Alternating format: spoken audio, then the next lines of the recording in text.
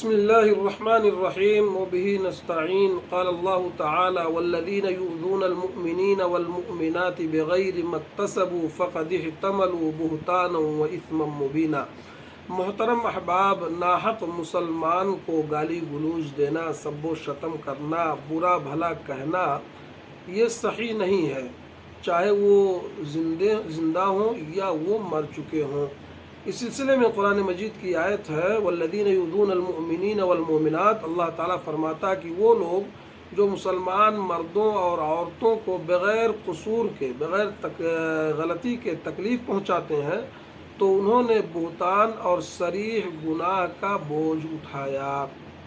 اسی طرح سے متفق ہے، ایک روایت ہے صحیح بخاری سے مسلم کی، ایک روایت ہے عبداللہ بن مسعود رضی اللہ تعالیٰ عنہ کہتے ہیں قال رسول اللہ صلی اللہ علیہ وسلم سباب المسلم فسوق وقتالہ کفر۔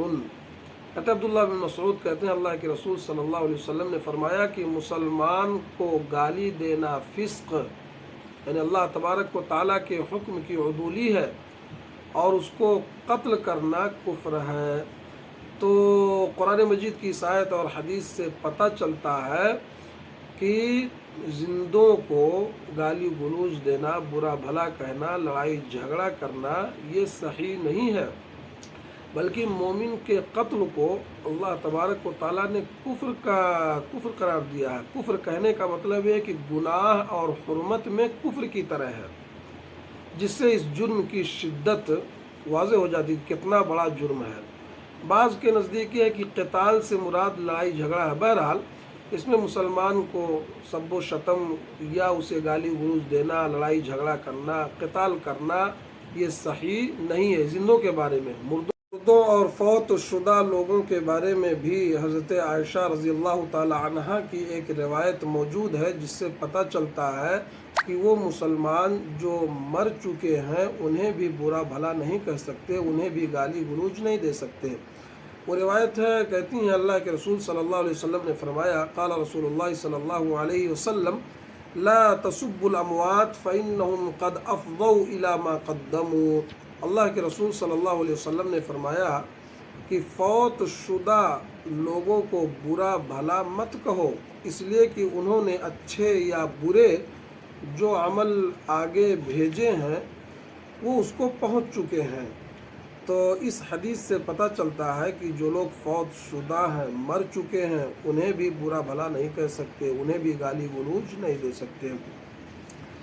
حدیث کا ایک مطلب یہ بھی ہے کہ دنیا میں انہوں نے اچھے یا برے جو بھی عمل کیے اس کے مطابق وہ جزا اور سزا کے مستحق ہوں گے، انہیں ہم برا بھلا کہنے والے نہیں ہیں۔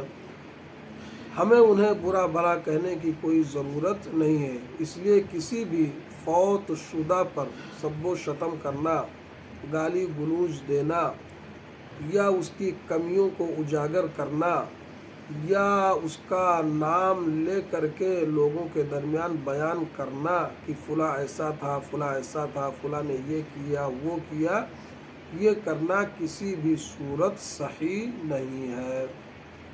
بہرحال قرآن مجید کی اس آیت اور دونوں احادیث سے ہمیں روکا گیا ہے کہ مسلمان چاہے زندہ ہو یا مر چکا ہو، اسے گالی گلوچ دینا، برا بھلا کہنا یہ صحیح نہیں ہے۔ اللہ تعالی ہم سب کو عمل کی توفیق دے، آمین۔